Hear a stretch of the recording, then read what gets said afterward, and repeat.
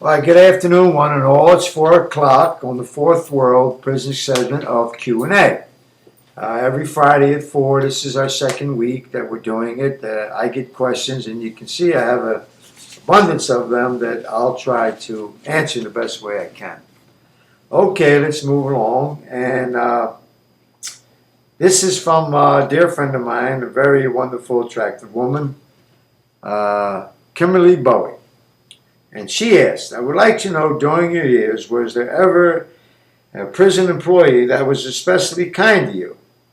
Okay, that's I could especially relate to Kimberly because over the years, they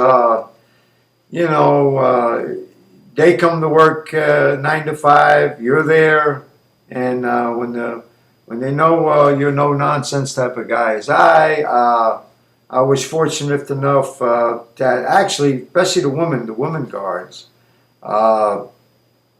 they were put in the unit with me.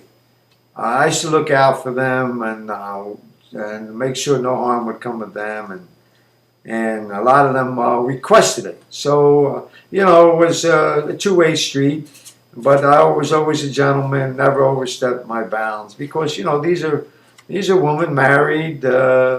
With children or not, trying to go on with life. So yes, I was shown a lot of kindness, but like I said, it's a two-way street. In order to get kindness, you have to be a gentleman, etc. Thank you. Thank you, Kimberly. And this is Dominic Lewis. His question is short and to the point. Dominic asks, how is it in there? Never went there in my life. Well, Dominic Lewis, you don't want to. You never want to set foot in a prison setting anywhere, especially America, because you broke the rules or supposedly broke the rules, and you're there, and you have to do the best you can. You have to push away what you know, the life you know, and believe it or not, Dominic, the most hardest thing to learn in prison. It's very simply is the word no. You must say no. Look someone dead in the eyes and say no. Because if you don't, your prison life could wind up being a mess. First, they ask you for a little bit of coffee, and then they ask you for something else, and it goes on and on and on. So you definitely do not want to go to the fourth world. So, America has a lot of rules. Society has a lot of rules. So, very simple. You obey all the rules. All my years in prison, I had not one incident report, and basically I was no pushover, but, you just obey all the rules, and trouble stays away from you, and you stay away from trouble. Okay, moving on. This is a good question. It's from Nancy Marino. She wanted to know about RICO. RICO law. RICO is a law where right now in America, if you're charged with RICO, that means it's an ongoing conspiracy with a multitude of people. Okay, and basically when you're a RICO case, you start at 10 years to life. 10 years to life. My form of RICO was a CCE RICO, and again, that 10 years to life. In other words, you cannot get Nancy, you cannot get less than 10. That's be 10 and above.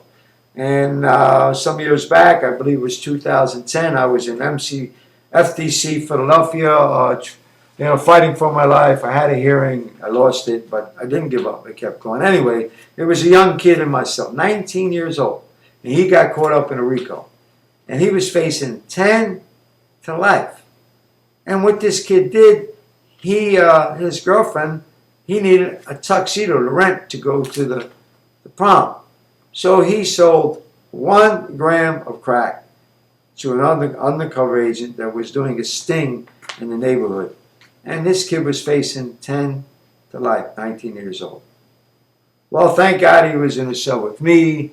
I helped him the best way I can, and instead of doing 10 to life, I did some research, etc. I don't want to go into the legality, but we got him out of there.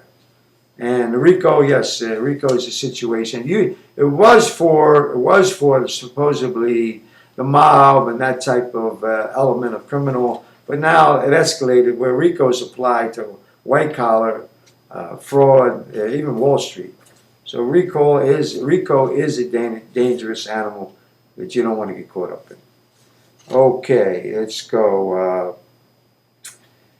Jim Jenkins asked, they took 32 years away from your life, they being America, and he wanted to know how I felt with about my country. Do I dislike it? Do I hate it? Did I forgive it? So this is an important issue that you must understand. America is what it is. It's a great country, but every time you get jammed up, or you're convicted of something, you're fighting a whole bureaucracy. So you have to take that into account, and you have to learn that type of intelligence and take that into account. You cannot hate the judge, you cannot hate the prosecutor, you cannot hate the informants, because that was all in place before you fell, before you got in trouble. That was all in place. So there you are, you're sitting in the cell, and you're wondering how to get out of the situation. So you got to understand it's a whole bureaucracy that you're dealing with, and the only way you can deal with that is patiently and intelligently. That's the only way you can deal with it. And I do believe in my heart that I had life no parole sentence. Basically, I was supposed to be released in a body bag. I do believe you can get yourself out of any mess if you're sincere and you're trying. Okay, let's move along to some more questions, and let's go. Okay, here's one that from Ronnie Gupta. Well, a little bit about Ronnie. Him and I are friends since we were young guys, basically children. I love him with all my heart, all fond memories. He's a good family man, a hard worker. He's been in the casino business for decades. Right now he lives out west, and he never faulted that as a friend over the years. He always wrote me, he always cared. Anyway, his questions. What kept you most occupied while you were in the cell? What did you think of most? Well, Ronnie, you have to basically occupy yourself in the best way you can, in a positive way, because prison has an awful lot of negative ways. And first of all, you have to push away the negative ways. There's so much gang stuff, there's drugs, there's alcohol, there's violence. So you have to choose some positive stuff, and when there's something that deserves some intelligence, whether it's creativity or arts or whatever, you have to apply yourself. You have to apply yourself daily. No matter how long daily means. It could be 1 year, it could be 10 years, it could be forever. But, you must deal with it in a positive light. Again, push the negative stuff away. Okay, this is from Vincent Carnuccio. And he asks, do you see yourself returning to Philly, or are you making this your home?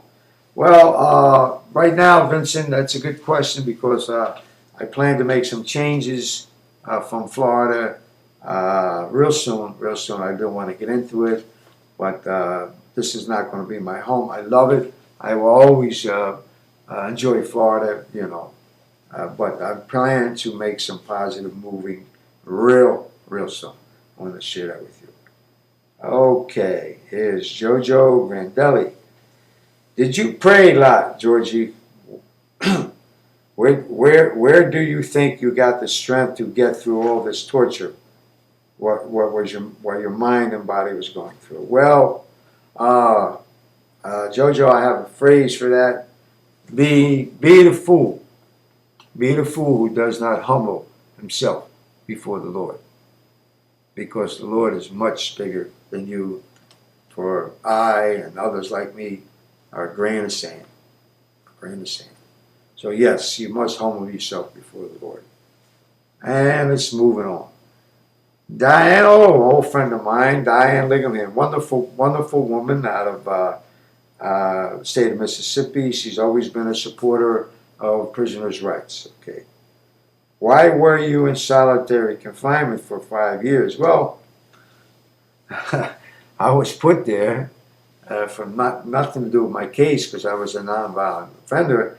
I was put there by the prosecutor and prosecutor for the sole purpose of breaking me down, where I would give maybe the secrets of the mob, which I didn't know any secrets. I was just a weed guy. So again, I'm not mad at the prosecutor. It was done to me. I sustained it. Again, they have the powers, and it's a bureaucracy.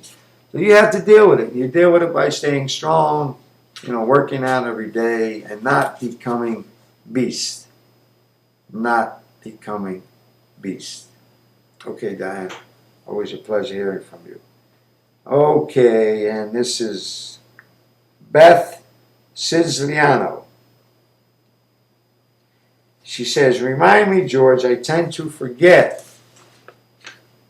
Well, where's the questionnaire? It says, remind me, George, I tend to forget.